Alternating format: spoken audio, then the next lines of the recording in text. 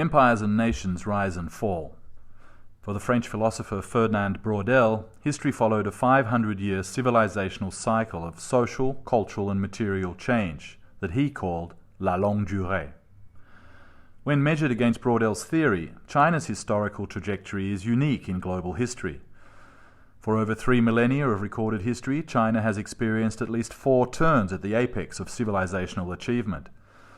China's most recent ascent can be pinpointed to the founding of the Chinese Republic in 1911, the establishment of the Communist Party of China in 1921, the consolidation of the modern Chinese state under communist leadership in 1949, and the post-Mao period of peaceful development and reform. The recently concluded 6th plenary session of the 19th Central Committee of the Communist Party of China marked the 100th anniversary of the founding of the CPC, and, for only the 3rd time in its history, the party adopted a historical resolution that confirmed China's path to national rejuvenation. The resolution on the major achievements and historical experience of the party over the past century, which emphasizes the great strides China has made in economic development and national security. The importance of such resolutions lies not only in the confirmation of historical facts, but the correctness of China's adherence to policies of reform and opening up and peaceful development. For supporters and critics alike, the transformation of China under the CPC's leadership has lifted more than 750 million people out of poverty and eradicated absolute poverty, propelled the nation into the world's most innovative industrial and manufacturing nation and the second largest economy in GDP and/or the largest in PPP terms, and ensured the country an important position on the global stage. In the current rejuvenation period following its accession to the WTO, China has consolidated the gains of the past century and attained the organizational, scientific, technological, and infrastructural basis to achieve the key goals of socialism with Chinese characteristics. These include achievement of the first centenary goal of transforming China into a moderately prosperous society in all respects, and historic resolution to the problem of absolute poverty. China has developed a set of structural siblings: the Belt and Road Initiative, ecological civilization, digital transformation, and dual circulation, that together constitute a new sustainable economic development model that balances internal and external circulations via a digital superstructure supported by the BRI, Belt and Road Initiative, substructure of connectivity and China's proven capacity for high-tech innovation at speed and scale. The historical achievements of China and the rising tide of anti-China sentiment in Anglo-America is the subject of much debate. Unlike the former imperial and colonial powers, China has managed its rise without unleashing an ideological and military assault on the existing global order. China's rise is inextricably linked with global expansion of trade and investment, which also lifted the national wealth of the advanced economies and featured a more equitable distribution of wealth to the global south and large proportions of the world's population. This explains, in part, why Anglo-America is so concerned over the expansion of the United Nations to 193 countries, primarily composed of the formerly colonized nations of the global south, and in particular Asia and China. China holds the United Nations to be the core of the global system and has aligned its economic development initiatives with UN initiatives. For example, China's response to the vast shortfall in the provision of global public goods, the Free and Open Belt and Road Initiative, has generated significant trade and investment flows for its 140 partner countries and proved particularly important during the COVID-19 pandemic as maritime trade was severely curtailed. However, the alternate US and EU infrastructure initiatives, which were launched after the worst of the pandemic, are framed as countering China and protecting the developing economies from Chinese exploitation. Anglo-American notions of economic development, however, seem not to stretch far beyond their own borders or those of their military alliance partners. As such, they are not free and open or aimed at global economic development. They promote internal infrastructure and external territorial control. This is particularly evident in the discourse propagated by Anglo-America in the free and open Indo-Pacific concept.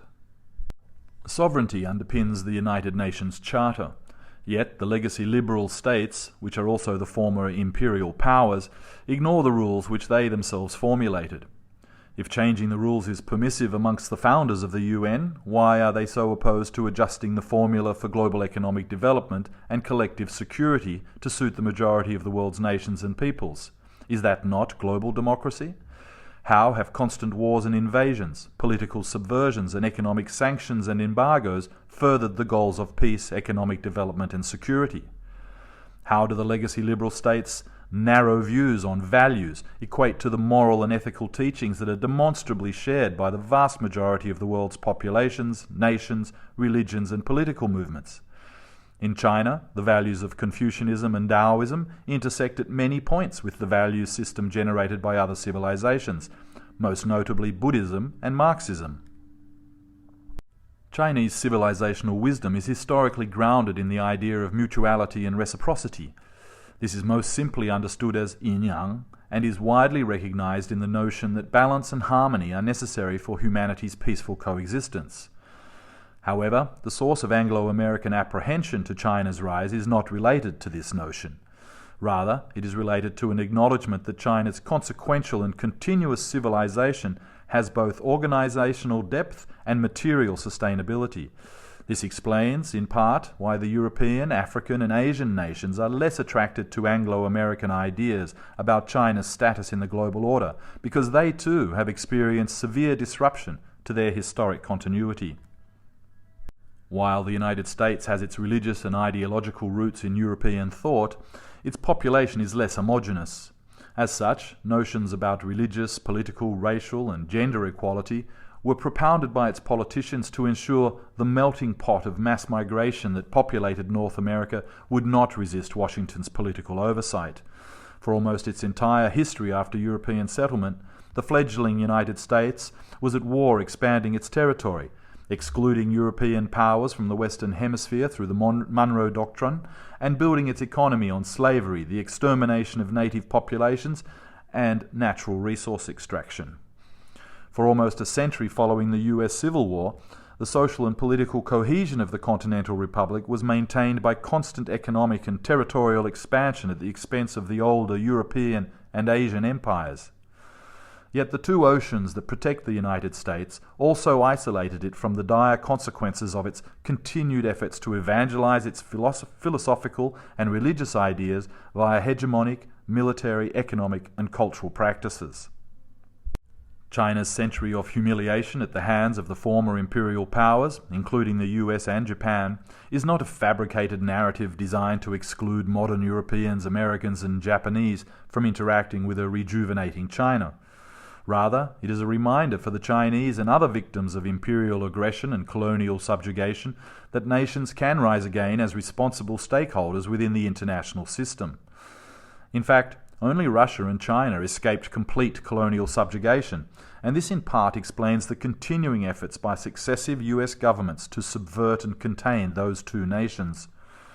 The Anglo-American rejection of self-determination for both Russia and China, as they discarded the shackles of decrepit royal dynasties, reminds us of the military interventions by the European powers when revolutionary France set about remaking itself based on Cartesian enlightenment.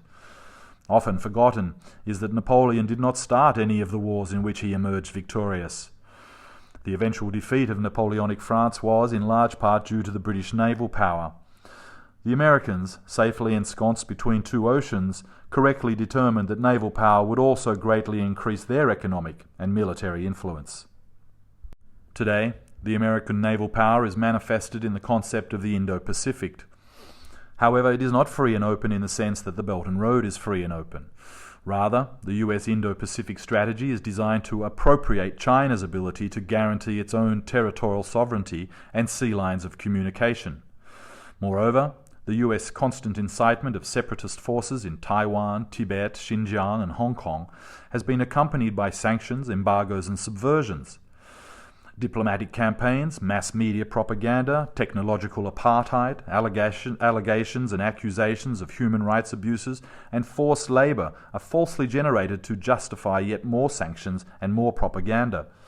These hegemonic activities are couched in narratives about soft and hard power generated in academia and think tanks, with the sole purpose of undermining foreign powers and sustaining US hegemony. The practice of neoliberalism and interventionism by the US, under both Republican and Democratic administrations, has set the US on a course of domestic political polarization and obscurantism vis-à-vis internal governance and factual evidence about the rise of China. In the Discourses, Machiavelli posits that freedom produces prosperity greater than either tyranny or corrupt republics. In the Leviathan, Hobbes discussed the notion that freedom is the power to act without interference, where the absence of interference by external actors is what confirms the presence of freedom. These proto-realist arguments support China's statements and claims to the importance of non-conflict, non-interference, and non-aggression as pillars of its foreign policy. China is the sole historical civilization and non-liberal society to resist and overcome the Anglo-American onslaught.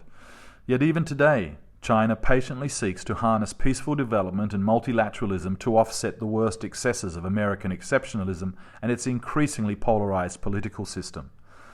China seeks to demonstrate globally what can be achieved through sustained economic reform and opening up, diplomatic engagement, the provision of global public goods, and the adoption of innovation at speed and scale. For the multitudes of the world's population still living in destitution, impoverishment, and famine, China's unique people-first approach requires a prominent place in the historical record. It is not too late for the United States to correct the errors of its ways. The political, economic, and social structural faults that beset America are not necessarily permanent. However, the intensification of US economic, diplomatic, and military pressure on China and other developing nations that choose their own paths to development has become the sole unifying force of the failing US Republican experiment. In the age of planetization, where all peoples are able to accrue knowledge and gain information to protect against global pandemics, climate change, and natural disasters, China's vision of global development and for a shared future for mankind hold increasing importance and hope for humanity. Well, that concludes my reading of my article for the Taihe Observer. Once again, I'd like to wish all of the Taihe Observer podcast's listeners a very happy new year, and I look forward to being able to share another article with you in the next month or two. Thank you very much,